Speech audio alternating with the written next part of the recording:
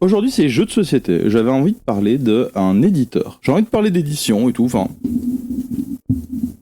j'avais pas d'édité. Je voulais faire un tour de ludothèque. Et évidemment, ma ludothèque est beaucoup trop grosse que pour... Ah, 2 secondes. Est beaucoup trop grosse que pour tout montrer dans un live. 2 secondes, hop. Donc je me suis dit que j'allais faire ça peut-être par éditeur, en fait. En tout cas, ça s'y prête bien pour l'éditeur dont je vais parler aujourd'hui. Parce qu'aujourd'hui, je vais parler de Matagot, qui est l'un des plus gros éditeurs. Hein, donc, dans ma ludothèque, j'ai quand même une quantité de jeux Matagot assez impressionnante. Tout simplement parce que c'est l'un des plus gros éditeurs qui existent sur cette petite planète. Alors, bon, déjà, il va falloir que je fasse de la place pour montrer les jeux, parce que, bah, je vais montrer les jeux, en vrai. Vu que c'est un tour de ludothèque, on flex sur ces jeux dans des tours de ludothèque. Qu'est-ce qu'un éditeur ? Alors, un éditeur, que ce soit dans le jeu vidéo, que ce soit dans la littérature, dans les bandes dessinées, dans les jeux de société, l'éditeur a une place super importante à jouer dans ces différentes industries. Pourquoi ? Parce que c'est pas le créateur qui va imprimer ses jeux, c'est pas le créateur qui va avoir le contact avec les usines pour construire les boîtes, pour empaqueter les cartes, pour imprimer les bouquins, les couvertures, tout ça. Bah, c'est pas le créateur, c'est pas l'auteur qui va le faire. Donc qu'est-ce qui se passe ? Quand on crée un jeu, en fait, on va aller voir différents éditeurs et on va leur proposer notre jeu. Hein ?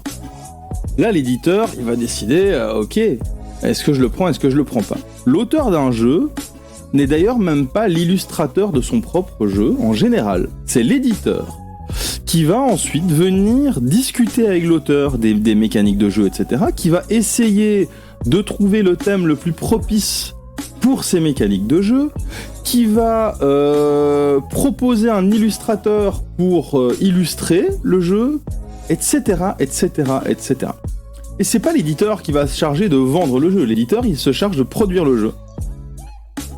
Et de faire un travail d'édition. Donc édition, ça peut être direction artistique, les matériaux à utiliser, ça va parfois être une intervention sur le thème, etc.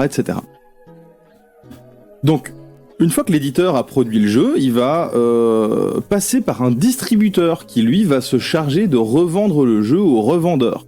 Donc, en fait, le distributeur a les contacts avec tous les revendeurs. Et donc, c'est le distributeur qui va acheter les jeux à l'éditeur et qui va les revendre au revendeur qui, lui, va le vendre à tout un chacun. Donc, Matagot, c'est un éditeur. Voilà, il n'est pas distributeur, il est éditeur à 100%. Matagot, il se fait distribuer en Belgique, notamment par Asmodée. Et Matagot, c'est un monstre de l'édition. Donc, j'ai une petite pile de jeux ici, Matagot, et j'avais envie de profiter en fait d'avoir beaucoup de jeux de cet énorme éditeur pour présenter les jeux en fait, tout simplement. Les présenter à mon aise. Alors pour Matagot, je vais commencer par un jeu qu'on a déjà vu sur cette chaîne, Trails of Tucana, et ici ça illustre très bien en fait la DA donc DA aux directions artistiques, hein, de Matagot, où en fait on a tout simplement sur la tranche systématiquement une icône qui représente le jeu, le nom du jeu, une petite image qui représente le jeu, une illustration en général, les auteurs, les informations indispensables, c'est-à-dire l'âge à partir duquel le jeu est conseillé, le nombre de joueurs ainsi que le temps de jeu, et le logo de Matagot. Ils ont également un code couleur. Ici, on est sur le turquoise. Je ne sais plus ce que ça veut dire. Il me semble que c'est les jeux experts.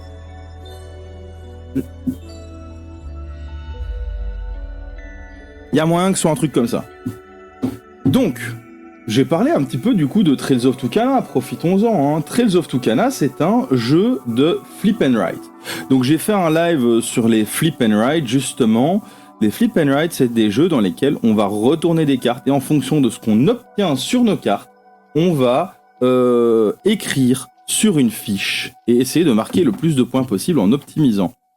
Donc je vous redirige évidemment sur ma chaîne YouTube sur laquelle il y a la vidéo, sur laquelle je fais une partie évidemment. Et j'aimerais faire un de ces quatre, une partie avec vous, viewers.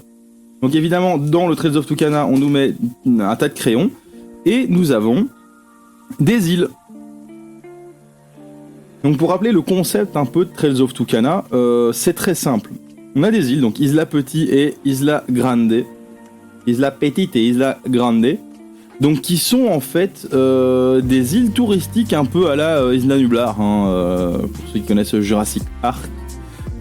Des îles touristiques avec des attractions. Les attractions à voir sont dans l'ordre croissant d'importance en termes de points, une obélisque, un grimoire, un toucan, un yeti et un dragon. Et en fait l'objectif va être de relier les différents villages, donc il y a 10 villages, aux différentes merveilles, aux différentes attractions, avec des chemins. Et pour pouvoir relier ces chemins, on voit que sur la fiche, il y a des paysages de montagnes, de forêts, de déserts, de lacs. Et en fait, on va tirer aléatoirement, systématiquement, 2 cartes. Et ici, par exemple, si je tire ces 2 cartes, ça veut dire que je vais devoir tracer un trait entre une montagne et un désert, et c'est en traçant tous ces différents traits, en fait, que je vais pouvoir relier les merveilles, enfin les attractions aux différents villages. Donc voilà, je vais brosser des portraits assez rapides des jeux, hein, parce que voilà, le but c'est juste de parler un petit peu du travail d'édition et tout, mais ici en l'occurrence, je suis persuadé que le thème n'était pas celui-ci à la base. C'est un truc qu'on a pu voir avec beaucoup d'auteurs, donc je vous redirige aussi vers ma chaîne YouTube, donc Edrix, sur laquelle j'ai quelques vidéos enregistrées avec des auteurs de jeux, et notamment par exemple sur le jeu Patatrap Quest, qui est un super jeu pour enfants. J'avais les auteurs Wilfried et Marie Fort, qui expliquaient qu'à la base, le jeu c'était un jeu dans lequel on incarnait des hérissons qui allaient faire des rencontres dans la forêt. C'est juste que avec le travail d'édition, etc., c'est devenu des aventuriers qui essayent de battre des boss en haut d'une tour de miroir avec des trappes et tout ça. Donc voilà, je suis persuadé que c'était probablement pas le thème de base. Mais ici, il y a un travail incroyable qui a été fait. Alors probablement, c'est peut-être un portage ou une localisation d'un jeu qui vient d'un autre pays, parce que je vois Aporta Games, c'est peut-être un éditeur étranger. J'avoue que je sais pas spécialement. Tout ce que je sais, c'est que Matago, donc ici, a édité cette version. Et que ce jeu est vraiment cool. Moi, je le conseille en famille, entre amis, même avec des gamins, en fait. Moi, je le propose en école, hein. Et ce jeu, par exemple, en fait, il y a virtuellement pas de limite sur le nombre de joueurs. Donc moi, ce que j'aimerais faire, c'est... donc j'ai fait ça un jour. Ici, en fait, j'ai un overlay sur lequel il y a ici, donc dans la partie droite de l'écran, je mets la fiche de Trails of Tucana sur la partie gauche, les cartes que je tire. Et alors, en fait, avec des versions digitales des différentes feuilles, on peut... pourquoi la caméra s'est arrêtée ? Je vais voir pourquoi la caméra s'est arrêtée. Tac, tac, tac. Voilà. Et donc en fait c'est un jeu qu'on peut jouer potentiellement à 100, 200, 10 000, peu importe. En fait c'est chaque joueur en fait a sa fiche et va tenter d'optimiser le plus possible les différents traits. Donc voilà. Typiquement Flip and Write. Le Flip and Write le plus connu c'est Welcome to Your Perfect Home, édité par Blue Cocker. Mais ici moi je conseille à mort Trails of Tucana, et la plupart des gens avec qui j'ai joué aux 2 jeux ont préféré Trails of Tucana pour sa simplicité en fait. Donc voilà, c'est le premier jeu Matago que je présente là. Moi j'aime beaucoup, voilà. Comme deuxième jeu, je vais présenter en fait une gamme qui est pas très connue chez Matago parce qu'elle a commencé très récemment en fait. C'est la gamme enfant. Donc en fait, Matago a décidé de lancer une gamme pour enfants, et on les reconnaît avec leurs tranches. Donc comme d'habitude, hein, je le disais, la direction artistique de Matago, c'est une icône qui représente le jeu, le nom du jeu, une illustration qui représente le jeu, les auteurs, l'âge, etc. Toutes les trucs, les informations. Et l'icône en dessous qui ici est Matago Kids. Pas français de base, Trails of Tucana, il est norvégien. Donc voilà, c'est probablement ça. C'est les toucans pas famous en Norvège. Non, je pense pas trop, non. Mais du coup ouais, ça doit être une localisation française que Matago a fait dans ce cas-là.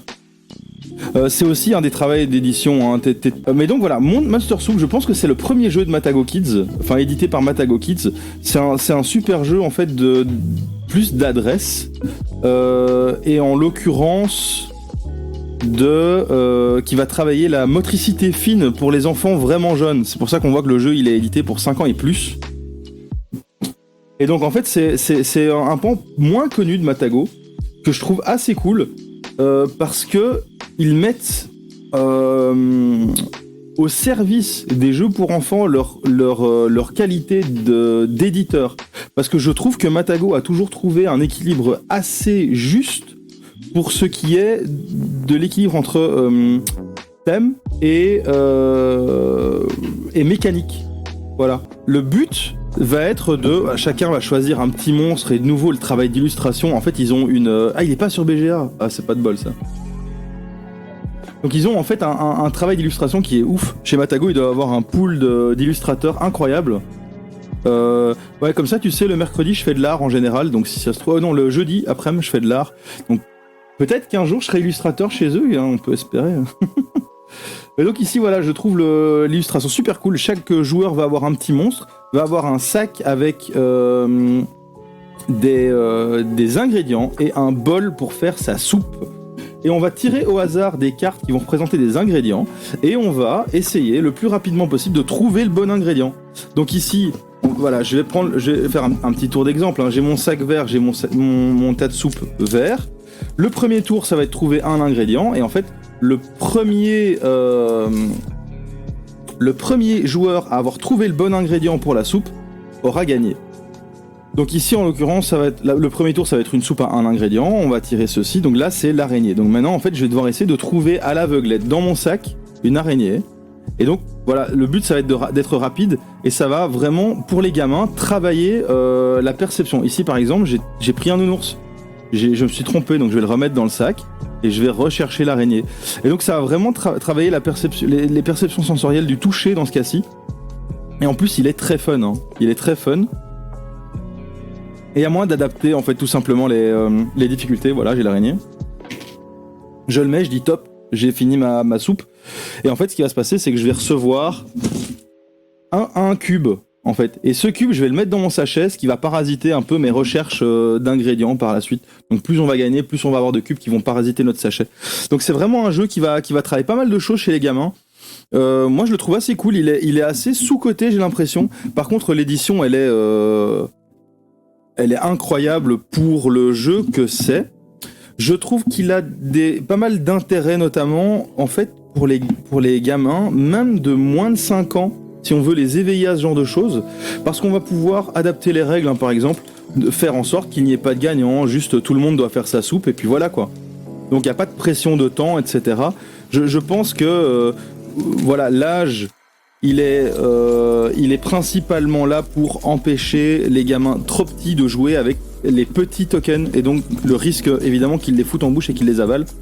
Mais sous la supervision d'adultes, je pense que je peux jouer à moins de 5 ans. Mais voilà, un jeu excellent moi que je propose en école également chez les plus petits du coup. Pour la motricité fine et ce genre de choses. Et les enseignants sont assez friands de ce genre de jeu. Donc ça c'est le seul jeu Matago Kids que j'ai pour l'instant. Bon voilà, comme maintenant j'ai commencé à faire un petit peu le tour des éditeurs que je kiffe, probablement que je ferai un éditeur ou deux de jeux enfants dans le futur. Et du coup on verra qu'il y a pas mal d'éditeurs qui sont spécialisés, notamment Loki que j'aime beaucoup. Mais ici voilà, c'est le seul jeu que j'ai de chez Matago Kids et je le trouve très cool. Par contre, le problème c'est que le travail d'édition est tellement incroyable que le jeu est cher pour ce qu'il est. Et c'est toujours le problème en fait de l'équilibre. L'équilibre prix, qualité d'édition. Et alors pareil, souvent on va faire un amalgame. On va séparer... On va pas séparer tous les jeux comme ça, mais en tout cas, il y a des séparations très claires entre, par exemple, les Eurogames, anciennement appelés les jeux à l'allemande, hein, qui sont ultra moches, mais mécaniquement ultra bien huilés, et les Ameritrash, où le but est de mettre le thème complètement au centre du jeu avec une édition incroyable. Par exemple, les Zombicides sont des exemples flagrants de ce type de jeu. mais les mécaniques sont pas spécialement incroyables. Eh ben ici, je trouve que Matago, c'est le stéréotype même du jeu à la, j'ai envie de dire à la française, c'est-à-dire un équilibre entre les deux. Les jeux sont beaux, vraiment beaux, mais les mécaniques sont également super importantes. J'aime beaucoup, et du coup j'aime beaucoup cet éditeur. Je vais partir sur, je pense, mon jeu préféré. Mon jeu préféré.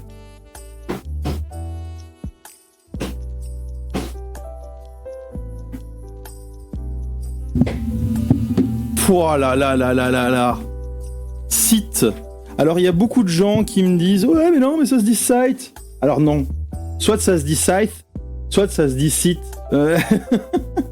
Arrêtez de me reprendre pour le EI si derrière le TH on le dit mal. Moi je dis site, c'est tout. Donc jeu créé par Jamie Stegmaier. Il est incroyable ce jeu, et ce jeu il est incroyable aussi par le travail de Jakub Rosalski, qui est l'illustrateur. Mais regardez-moi la beauté de ce jeu, c'est incroyable. Il est magnifique. C'est un jeu... alors, en fait, il y a un type de jeu qui est assez connu des experts, c'est vraiment plus des jeux experts, qui s'appellent les jeux 4X. Donc, Explore, Expand...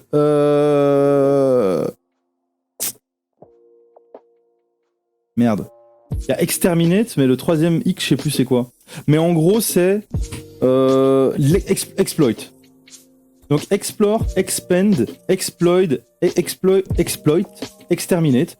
Donc, le but, ça va être de explorer des zones, de les conquérir, d'exploiter les ressources et d'exterminer les adversaires. Ici, avec Site, on est sur plus un jeu 3X, parce que la partie extermination est quasi inexistante. Pourtant, on voit des mechas géants se fighter. Vous allez vite comprendre pourquoi ce jeu est génial. Alors, bon, évidemment, c'est un jeu qui est... oui, voilà, en français, exploration, extension, extermination, exploitation. Alors, le plateau est grand, hein, donc on le verra peut-être pas dans son entièreté. Non, je vais pas le... non, ça sert à rien d'essayer de le montrer dans son entièreté.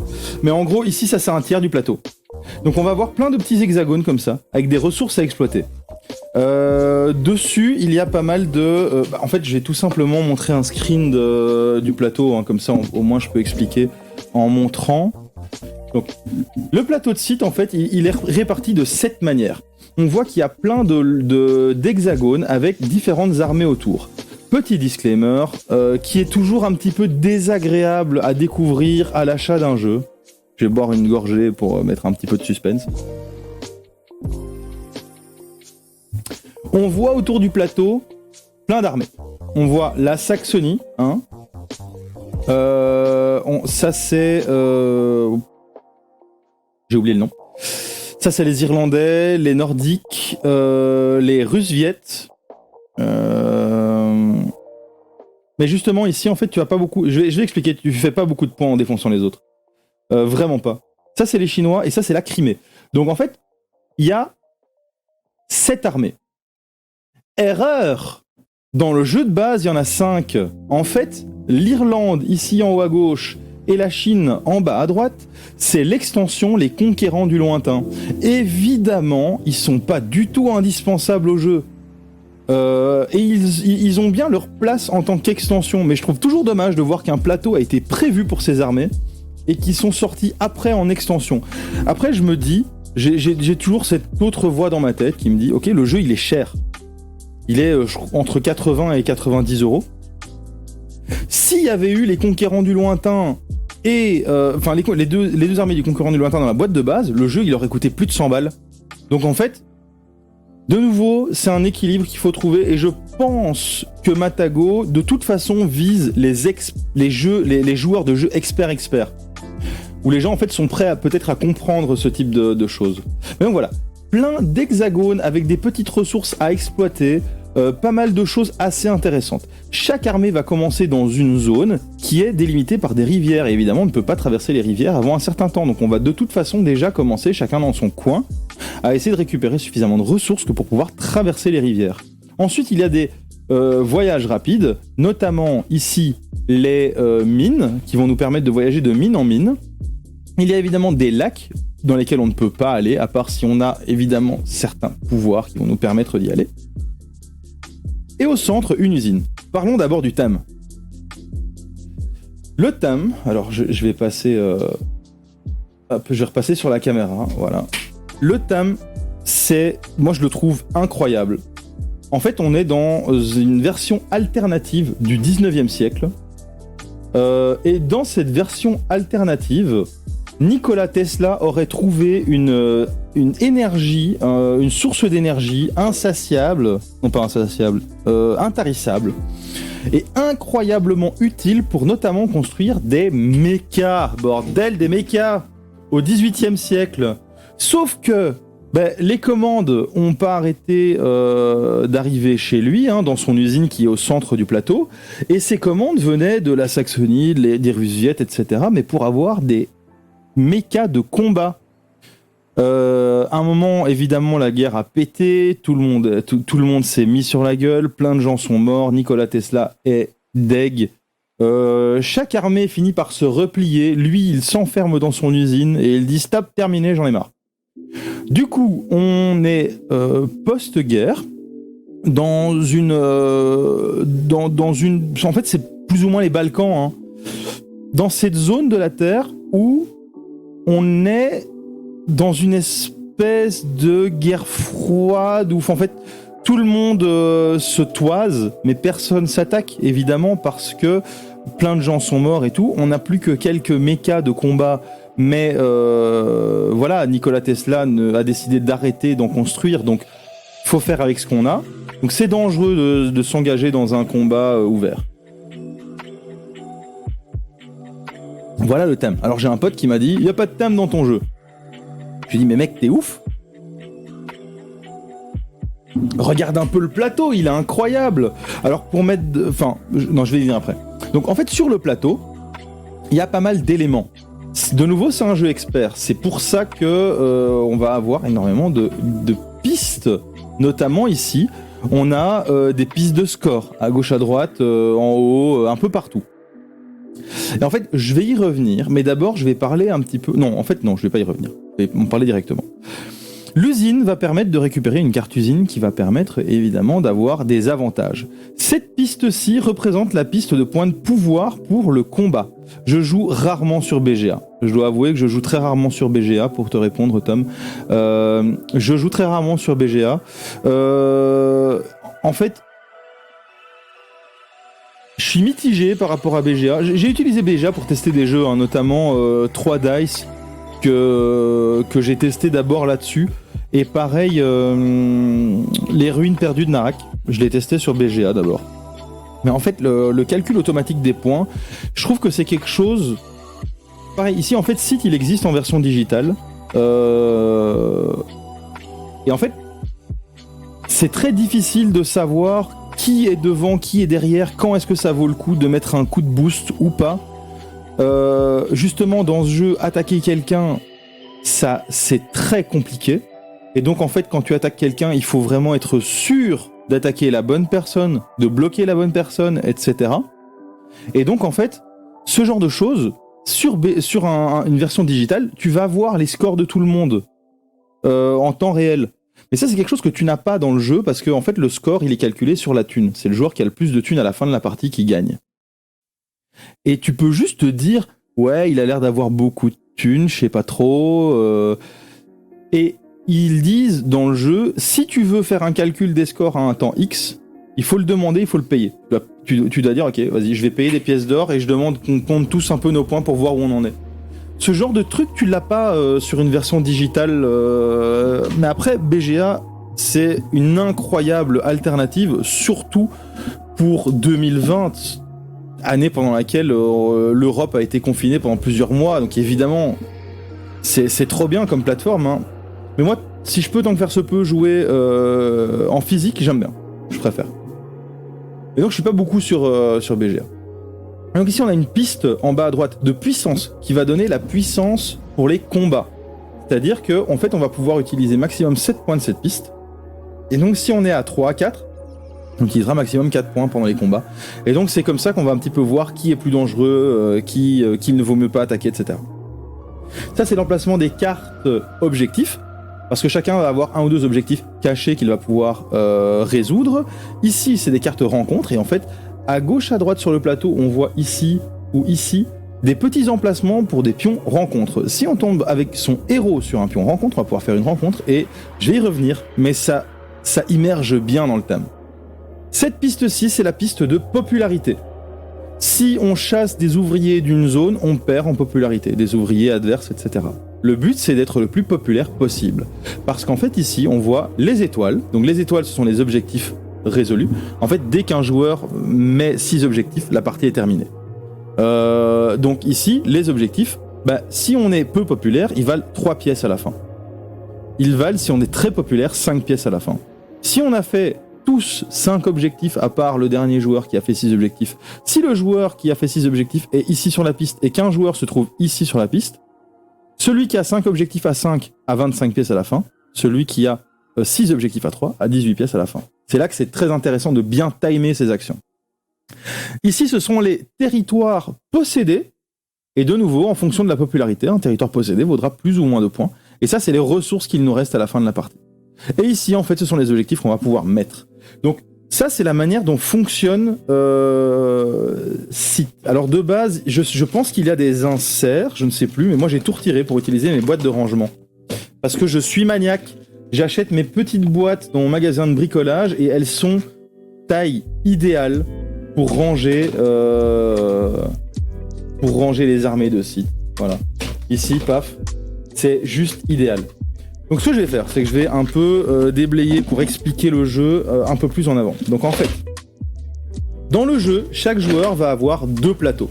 De nouveau, je précise un disclaimer, c'est un jeu expert, vraiment expert. Moi perso, j'ai simulé des parties à 2-3 parties à 2, tout seul dans mon coin avant de le présenter à des gens. Parce que si personne ne connaît les règles et qu'on se retrouve autour d'une table à essayer de jouer à ce jeu sans connaître les règles, c'est infini en fait. Ça va prendre tellement de temps que les gens vont se lasser. Donc pour ce jeu, on va commencer avec un plateau faction. Chaque faction a son plateau. Et je vais prendre comme exemple le premier que j'ai ici, la faction des Nordiques. En fait, il y a 4 emplacements. Ces emplacements sont les emplacements des mechas. Je vous montrerai les figurines après, elles sont incroyables. Et on a ici... donc chaque mecha offre, une fois qu'il est déployé, offre un pouvoir à notre faction. Et donc c'est là que la faction va vraiment avoir une importance, c'est que chaque mecha va offrir un pouvoir qui est propre à sa faction. Donc ici par exemple pour les Nordiens, on a le méca navigateur qui va permettre aux joueurs nordiens de déplacer ses unités de combat depuis et vers les lacs. Donc je le mentionnais en fait sur le plateau, ici, on a des lacs. Et ces lacs sont inaccessibles. Et ben du coup, pas pour les mecs du Nord. Le royaume nordique, pas nordien, nordique. Et donc en fait, ça c'est un pouvoir qui va être acquis par les Nordiques au moment où ils vont déployer le méca navigation. Et donc ce méca navigateur va leur permettre d'aller sur les lacs. Donc ça c'est pour un peu expliquer la portée qu'a une faction. Chaque faction aura des traits particuliers, et il n'y a que 3 factions je pense, qui peuvent se retrouver sur des lacs. Donc voilà, c'est très important à savoir en fait quand on joue et à savoir aussi quand on observe les factions que les autres ont. Et chaque faction a un pouvoir ici qui lui est propre. Ici, c'est les ouvriers peuvent traverser les rivières. Voilà. De base, aucun ouvrier ne peut traverser les rivières. Si un ouvrier veut traverser les rivières, c'est un méca qui doit le transporter. Et on doit avoir déployé le méca traversé. En fait, chaque faction va pouvoir traverser vers l'un ou l'autre type de territoire. Et donc, c'est comme ça qu'on va pouvoir traverser les rivières. Et donc, en fait, au début du jeu, on va tous commencer... chacun dans sa petite zone ici, entourée de rivières. Et impossible de traverser tant qu'on n'a pas un méca traversé ou autre chose, notamment ici un méca navigateur pour les Nordiques, hein, le méca navigateur va leur permettre d'aller dans les lacs. Mais donc, pas possible de traverser sans méca traversé.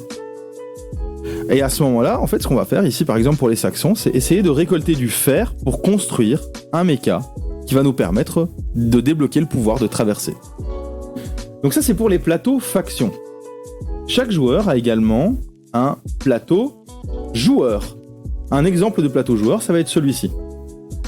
Le plateau joueur possède 4 actions du dessus et 4 actions du dessous. Et ça fonctionne par colonne. Quand on fait une action du dessus, on ne peut faire que l'action du dessous, enfin qui est sous cette action du dessus. Dans les actions du dessus, on a la possibilité de acheter des ressources avec de l'argent, on a la possibilité de produire sur les différents territoires, donc en fait on va pouvoir déployer des ouvriers sur les différents territoires, et si j'ai un ouvrier sur une montagne, quand j'utilise l'action de production, il va produire un bloc de fer. Et toutes ces ressources vont me permettre d'acheter des choses. Donc la première chose, c'est un peu la génération de ressources. Hein. Donc une pièce pour acheter de ressources, la production sur différents territoires. Ici, c'est l'achat pour du soutien militaire. En fait, ça va nous faire avancer sur la piste de puissance militaire. Et ici, c'est les déplacements, où en fait, on va pouvoir déplacer des troupes, ce qui va nous permettre de bouger nos ouvriers sur des choses plus intéressantes à produire, etc., etc. Et ensuite, on a les actions du dessous. Les actions du dessous, en général, ça va être de la dépense de ressources. Alors, il y a la possibilité de dépenser du pétrole pour acheter des améliorations. Les améliorations vont nous permettre de réduire le coût de certaines choses ici, ou d'augmenter, par exemple, le nombre de territoires sur lesquels on peut produire au-dessus. Donc ça va être les améliorations. Ensuite, on a le fer qui va nous permettre d'acheter des mechas, et donc de débloquer des nouveaux pouvoirs. On a le bois qui nous permet de construire des bâtiments, où chaque bâtiment a une particularité.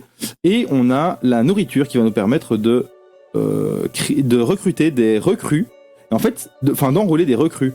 En fait, l'enrôlement de recrues est très très intéressant, parce que si j'enrôle cette recrue-ci, en fait, les recrues sont placées sur les plateaux. Si j'enrôle cette recrue, à chaque fois qu'un joueur va faire cette action, donc un des joueurs autour de moi va faire cette action, moi je vais recevoir un point de puissance. Uniquement quand j'aurai enrôlé cette recrue. Donc c'est une action qui est très très intelligente à faire en début de partie, hein. Et donc voilà, on a des plateaux joueurs, et en fait les plateaux joueurs, on a innovation, industrie, agriculture, et en fait en fonction du plateau, on aura des coûts différents pour les différentes choses en dessous, et des combinaisons différentes au bas, action du haut, action du bas. Chaque faction a évidemment des pouvoirs qui lui sont propres, et donc les combinaisons faction-joueur font la particularité de ce jeu en fait. Il y a énormément de combinaisons possibles. Ensuite, donc il y a pour chaque armée du coup les petits pions, hein, et donc ici par exemple, tant qu'on parlait des Nordiens, je vais les présenter, hein, on a chaque armée en fait a 8 ouvriers qu'ils vont pouvoir placer un petit peu partout pour produire des ressources. Les petits bâtiments, voilà, ils sont représentés également par des meeples comme ça. Les étoiles pour les objectifs, voilà. Ce sont tous des jetons en bois qu'on va pouvoir placer un petit peu partout sur notre plateau. Sur le plateau de jeu, pardon. Et ensuite, alors, qu'est-ce qui va se passer également ? Il va se passer qu'on a des mechas. Ici, par exemple, ce sont les mechas des conquérants du lointain, notamment la Chine. Chaque armée possède 4 mechas. 4 mechas comme ceci en résine, qui vont être présents sur le plateau. Moi, je trouve ça super cool. Ils sont magnifiques, les mechas. Et chaque armée va commencer d'office avec un héros. Voilà. Chaque héros, en plus, a son chara-design et son petit familier. La chinoise, ici, en l'occurrence, a un singe. Donc, les figurines sont assez cool. Et donc ça met beaucoup ça met une chouette dimension en fait au jeu. On va commencer avec un héros et avec 2 ouvriers, et on va essayer d'augmenter son armée en achetant des mechas, en déployant des ouvriers, etc. C'est assez chouette, et donc chaque armée a ses mechas et ses héros. Alors à côté de ça, nous avons également les ressources, hein, où c'est pareil, des meeples. Donc les ressources, voilà, ici je vais en prendre une de chaque, hein, on va pas tergiverser. Ici on a le fer, le pétrole, le bois et la nourriture, voilà. Et donc ça on va les placer sur le plateau quand on les produit. Et donc on peut se les faire piquer évidemment, hein, mais quand on se fait piquer de la bouffe et qu'on a un ouvrier avec, le joueur va faire fuir notre ouvrier, va donc perdre des points de popularité qui sont vraiment indispensables à la fin. Bon, évidemment il y a des pièces, hein, pour la thune indispensables. Et alors voilà, on en parlait. Les actions, donc comment est-ce qu'on va en fait résoudre des missions? C'est ici en haut à gauche. Et ces missions vont nous permettre de gagner ou pas une partie. Les missions sont au nombre de 1, 2, 3, 4, 5, 6, 7, 8, 9, 10. Il y a 10 missions réalisables, mais il n'y en a que 6 à faire. Une fois qu'un joueur en a fait 6, il met fin à la partie, qu'il le veuille ou non. Donc ça, c'est aussi quelque chose qui est assez intéressant. C'est-à-dire qu'un joueur qui n'est pas prêt parce qu'il sait qu'il va perdre, s'il met sa 6e étoile, même par inadvertance, il a perdu. On peut forcer un joueur à mettre fin à une partie. Alors, comment est-ce que ça fonctionne? Eh bien, on va mettre une étoile, par exemple, si on fait toutes les améliorations. Donc les améliorations qu'on peut acheter avec du pétrole. Si on fait les 8 améliorations, on va pouvoir mettre une étoile. Si on déploie ces 4 mechas, on met une étoile. Si on déploie ces 4 bâtiments, si on déploie ces 4 recrues, si on déploie ces 8 ouvriers, si on réalise un des objectifs, donc je parlais des cartes objectifs, si on réalise l'un de ces objectifs, on met une étoile. Si on gagne un combat, on va pouvoir le faire 2 fois, en gagnant des combats, mettre une étoile. Si on atteint le maximum sur la piste de popularité, ou si on atteint le maximum sur la piste de puissance, on va pouvoir mettre une étoile.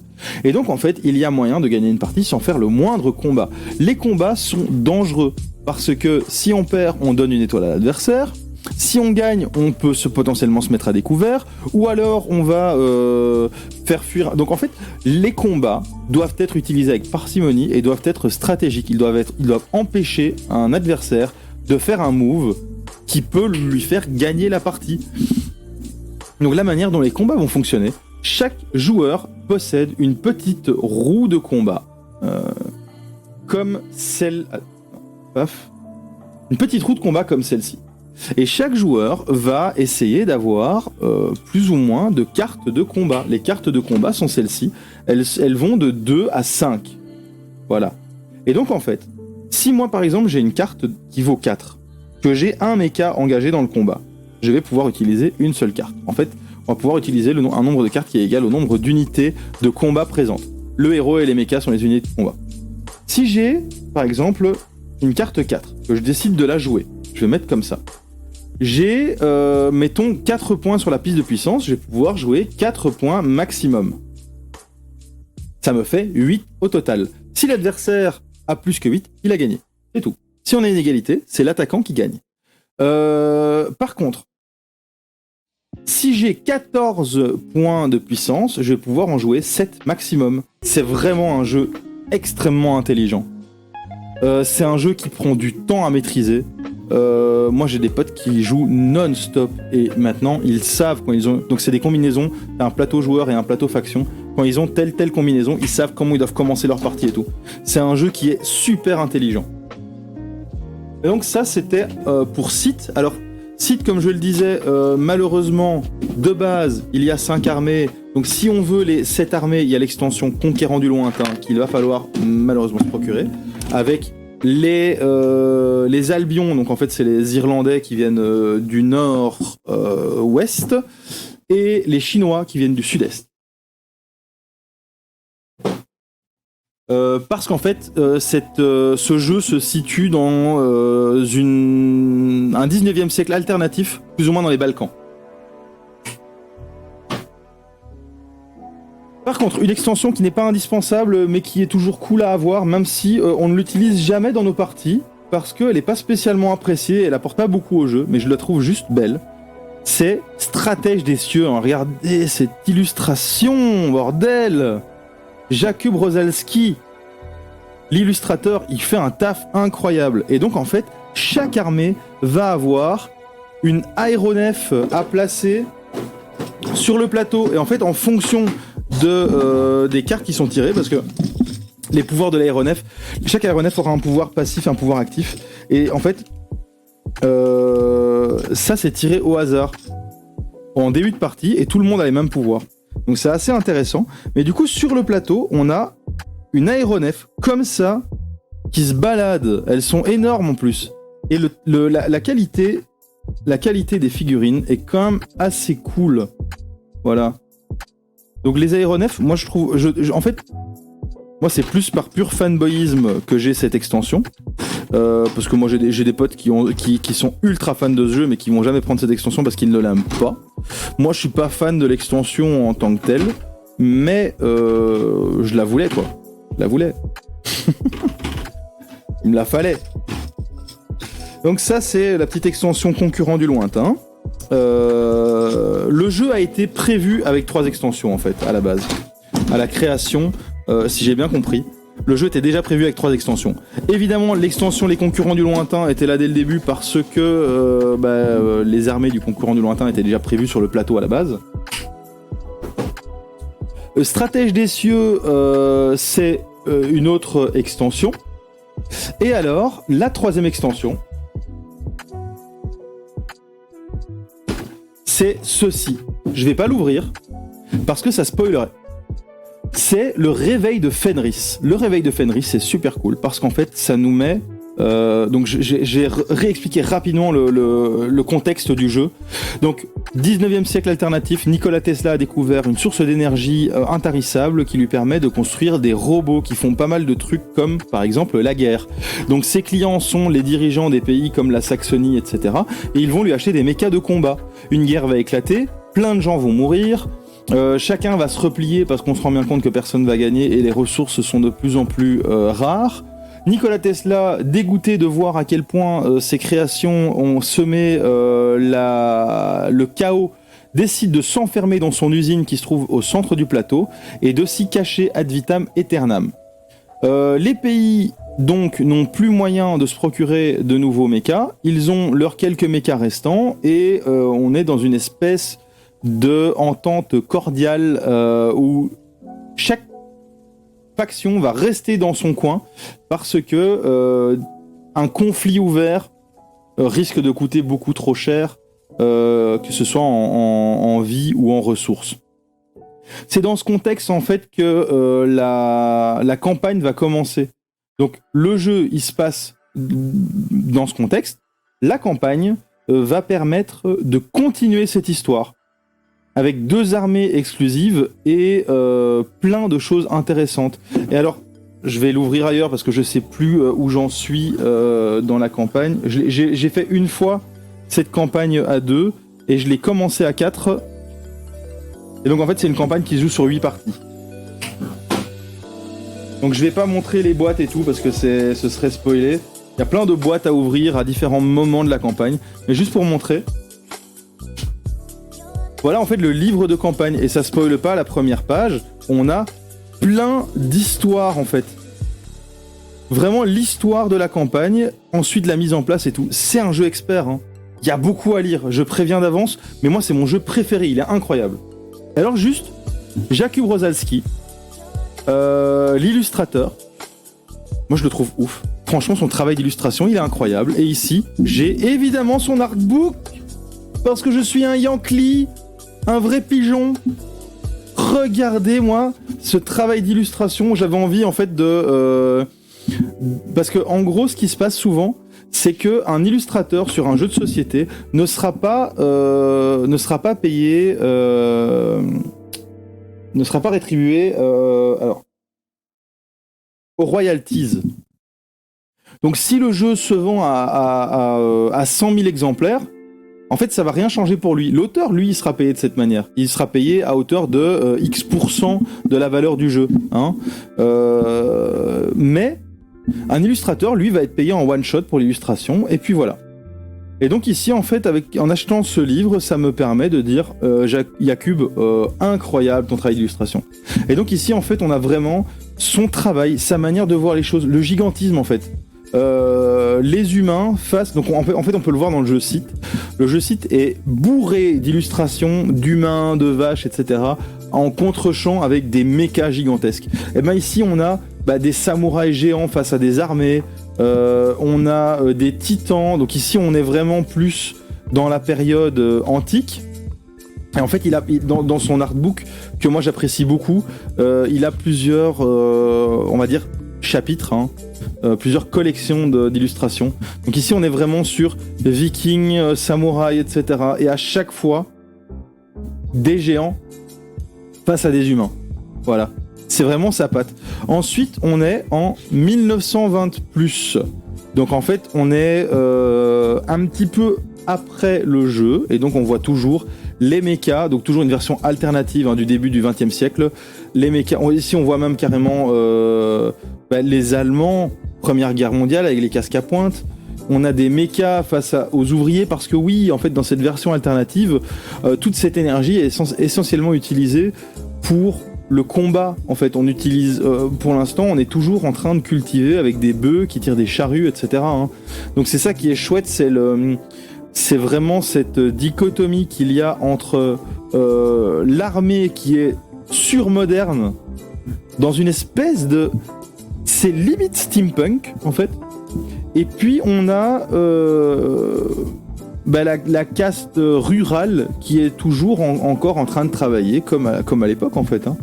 Et donc ici, on voit vraiment, à chaque fois en fond, en fait, on va voir des mechas. Alors, si on parle un peu art, c'est incroyable le travail des valeurs qu'il fait, parce qu'ici, on voit vraiment... premier plan, des valeurs assez foncées, fond, des valeurs assez faibles, des valeurs très marquées au centre. Et en fait, ce travail de peinture, en fait, fait vraiment penser à de la peinture. Sauf qu'il le fait digitalement, c'est de la peinture digitale. Et donc, Jakub Rosalski, travail incroyable. Et ici, on voit plein d'illustrations, en fait, de son univers, de l'évolution, en fait, de l'univers de Sith. Quelques années plus tard, avec des aéronefs écrasés, des mechas qui se cassent la figure, etc., etc. Ensuite, on a dans son artbook, me semble-t-il, je vais passer au chapitre suivant. Donc ici, l'illustration de l'aéronef. Ça, c'est l'illustration qui est sur l'extension, elle est incroyable, je trouve. Ensuite, donc là, on est toujours là-dedans, en 1920. Paf. Où sont mes chapitres? Ah, ici, il y a un nouveau chapitre, je pense. Non. Donc les illustrations sont super belles. Voilà, Apocalypse Day. Apocalypse Day, c'est la Deuxième Guerre mondiale. La Deuxième Guerre mondiale, vue selon Jakub Rosalski, avec de nouveau des mechas géants. Celle-là, par contre, elle me fait vraiment penser à Wolfenstein, en fait. Cette version de la Deuxième Guerre mondiale. Ensuite, on a Wolfpack, avec des loups-garous, voilà. Donc là, on est moins dans cet aspect gigantesque, etc. C'est plein d'illustrations avec des loups-garous.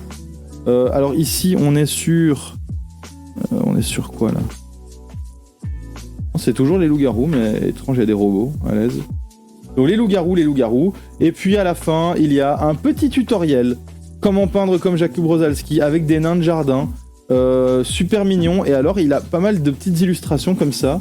Alors il faudrait que je les trouve. Morning Hunt, oh là là, mais tout son travail en fait, dans tous les artbooks, il y a une petite explication sur d'où vient l'univers, etc. J'ai pas mal d'artbooks ici, j'ai par exemple l'artbook The Art of Who, sur la manière dont l'art de Adventure Time a été créé, et franchement il est cool, j'adore les artbooks. Et ici voilà, on a quelques illustrations avec des nains de jardin face à des chats, etc. Donc on est toujours dans... C'est des trucs... Moi je trouve ça trop cool, voilà. Jakub Rosalski. Je pense que la parenthèse sur Sith est terminée. Mon jeu préféré, c'est normal que ça dure longtemps, c'est mon jeu préféré!